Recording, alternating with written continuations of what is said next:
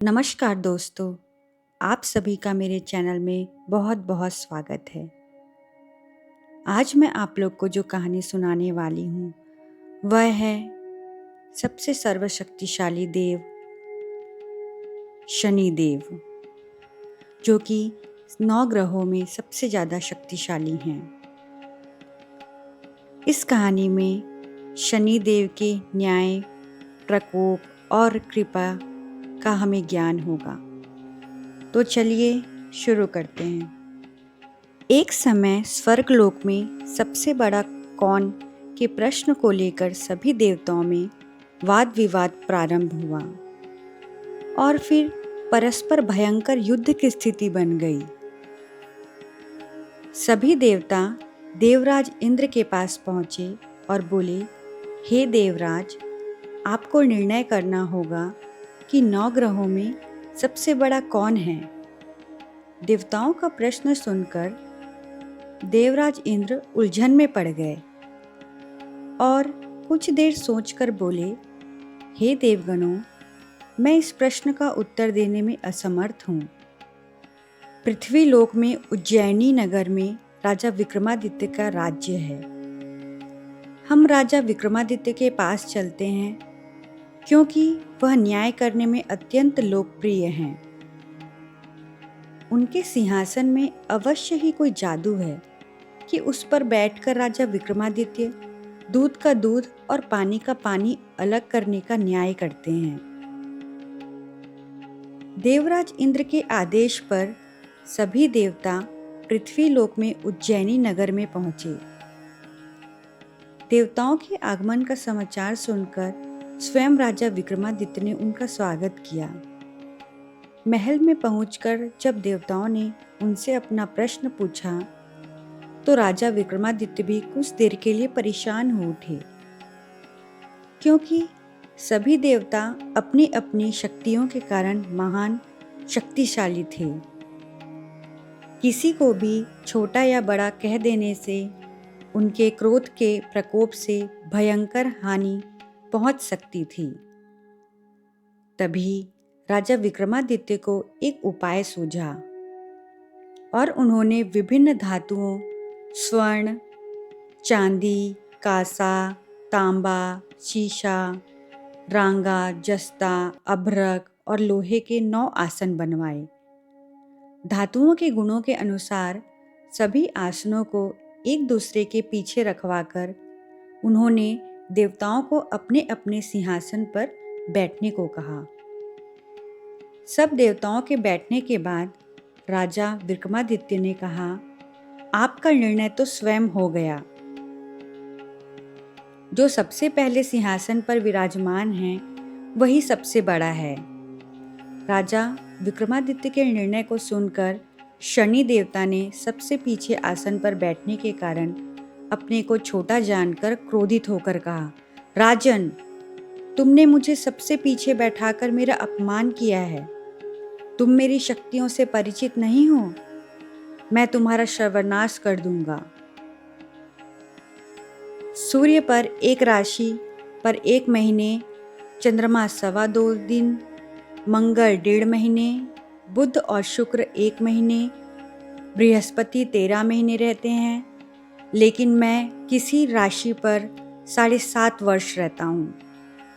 बड़े बड़े देवताओं को मैंने अपने प्रकोप से पीड़ित किया है। राम भगवान को 7.5 के कारण ही वन में जाकर रहना पड़ा और रावण को 7.5 के कारण ही युद्ध में मृत्यु का शिकार बनना पड़ा। उसके वंश का सर्वनाश हो गया। राजा, अब तू भी मेरे प्रकोप से नहीं बच सकेगा।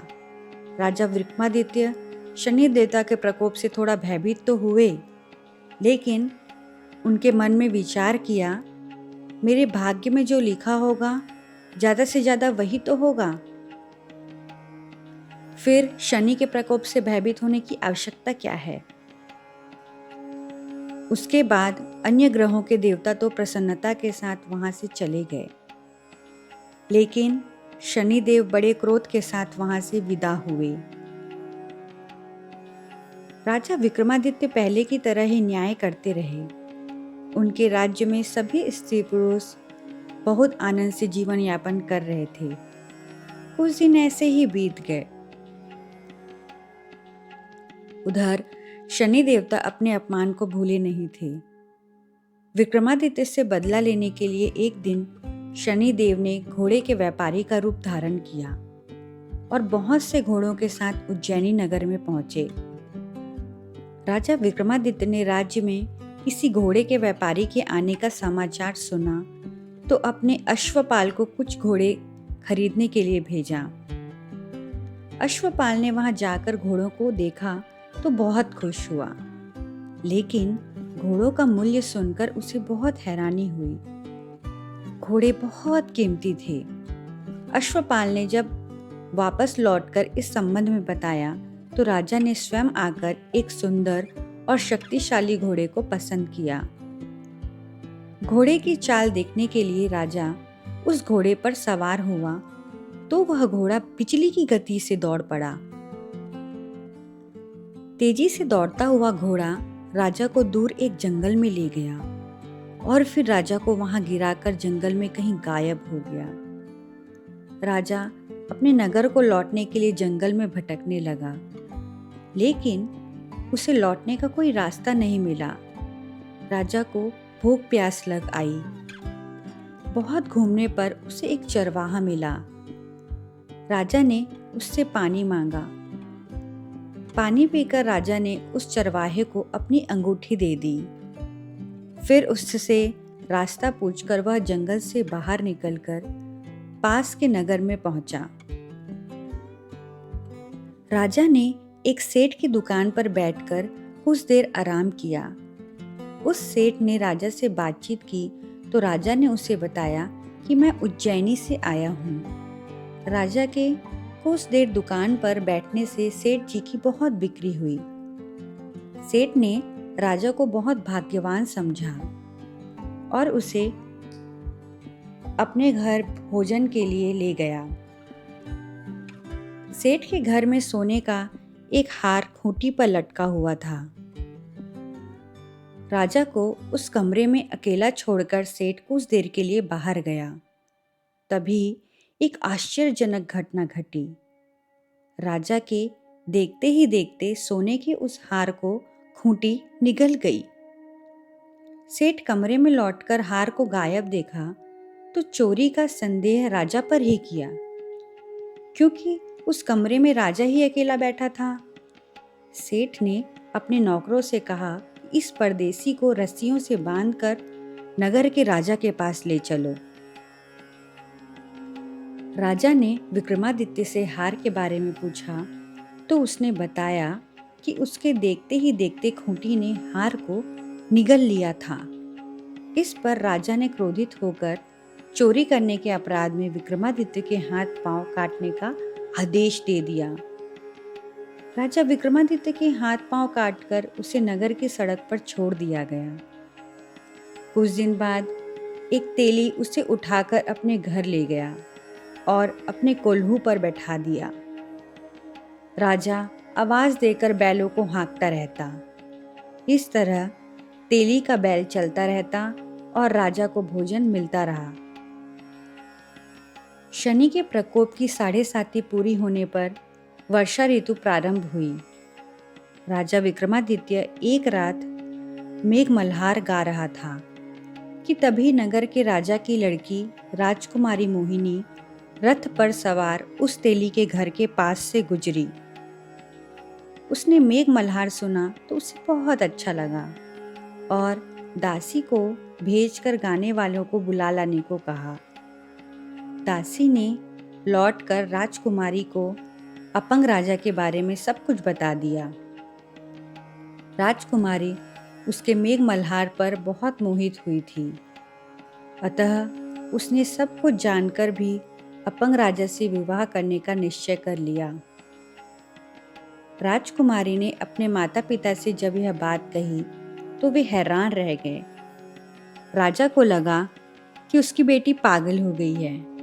रानी ने मोहिनी को समझाया, बेटी, तेरे भाग्य में तो किसी राजा की रानी होना लिखा है, फिर तू उस अपंग से विवाह करके अपने पांव पर कुल्हाड़ी क्यों मार रही है? रानी ने किसी सुंदर राजकुमार से उसका विवाह करने की बात कही, लेकिन राजकुमारी ने अपनी जिद नहीं छोड़ी। अपनी जिद पूरी करने के लिए उसने भोजन करना छोड़ दिया और प्राण त्यागने का निश्चय कर लिया। आखिर राजा रानी को विवश होकर अपंग विक्रमादित्य से राजकुमारी का विवाह करना पड़ा। विवाह के बाद राजा विक्रमादित्य और राजकुमारी तेली के घर में रहने लगे। उसी रात स्वप्न में शनिदेव ने राजा से कहा, राजा, तुमने मेरा प्रकोप देख लिया। मैंने तुम्हें अपने अपमान का दंड दिया है। राजा ने शनिदेव से क्षमा करने को कहा और प्रार्थना की, हे शनिदेव, आपने जितना दुख मुझे दिया है अन्य किसी को न देना। शनिदेव ने कुछ सोचते हुए कहा, राजा, मैं तेरी प्रार्थना स्वीकार करता हूँ। जो कोई स्त्री पुरुष मेरी पूजा करेगा, शनिवार को व्रत करके मेरी कथा सुनेगा, उस पर मेरी अनुकंपा, मेरी दया बनी रहेगी। उसे कोई दुख नहीं होगा। शनिवार को व्रत करने और चींटियों का आटा डालने से मनुष्य की सभी मनोकामनाएं पूरी होंगी। प्रातःकाल राजा विक्रमादित्य की नींद खुली तो अपने हाथ पांव देखकर राजा को बहुत खुशी हुई। उसने मन ही मन शनिदेव को प्रणाम किया। राजकुमारी भी राजा के हाथ पांव सही सलामत देखकर आश्चर्य में डूब गई। तब राजा विक्रमादित्य ने अपना परिचय देते हुए शनिदेव के प्रकोप की सारी कहानी कह सुनाई। सेठ को जब इस बात का पता चला तो दौड़ता हुआ तेली के घर पहुंचा और राजा के चरणों में गिरकर क्षमा मांगने लगा। राजा ने उसे क्षमा कर दिया, क्योंकि यह सब तो शनिदेव के प्रकोप के कारण हुआ था। सेठ राजा को अपने घर ले गया और उससे भोजन कराया। भोजन करते समय वहां एक आश्चर्यजनक घटना घटी। सबके देखते देखते उस खूंटी ने वह हार उगल दिया। सेठ जी ने अपनी बेटी का विवाह भी राजा के साथ कर दिया और बहुत से सोने के आभूषण, धन आदि देकर राजा को विदा किया। शनिदेव के प्रकोप ने राजा विक्रमादित्य को अर्श से फर्श तक पहुंचा दिया, लेकिन उनके धैर्य, सत्कर्म और भक्ति ने उन्हें फिर से सिंहासन पर बैठा दिया। राजा विक्रमादित्य राजकुमारी मोहिनी और सेठ की बेटी के साथ उज्जैनी पहुंचे तो नगरवासियों ने हर्ष से उनका स्वागत किया। उस रात उज्जैनी नगर में दीप जलाकर लोगों ने दिवाली मनाई। अगले दिन राजा विक्रमादित्य ने पूरे राज्य में घोषणा करवाई कि शनिदेव सब देवों में सर्वश्रेष्ठ हैं। प्रत्येक स्त्री पुरुष शनिवार को उनका व्रत करें और व्रत कथा अवश्य सुने। राजा विक्रमादित्य की घोषणा से शनिदेव बहुत प्रसन्न हुए। शनिवार का व्रत करने और कथा सुनने के कारण सभी लोगों की मनोकामनाएं शनिदेव की अनुकंपा से पूरी होने लगी। सभी लोग आनंदपूर्वक रहने लगे। इस कहानी से यह शिक्षा मिलती है कि शनिदेव का प्रकोप जितना कठोर हो सकता है, उतनी ही उनकी कृपा भी महान होती है। श्रद्धा और भक्ति से शनिदेव प्रसन्न होकर हर संकट को दूर कर सकते हैं। जो शनिदेव की सच्चे मन से उपासना करता है, उसके जीवन में आने वाला अंधकार भी उजाले में बदल जाता है। जय शनिदेव। तो दोस्तों, बताइएगा कि आज की यह कहानी कैसी लगी। तो चलिए, मैं अब मिलती हूँ आपको एक नए वीडियो के साथ, एक नई कहानी के साथ जल्द ही। तब तक खुश रहिए, मस्त रहिए, अपना ख्याल रखिए।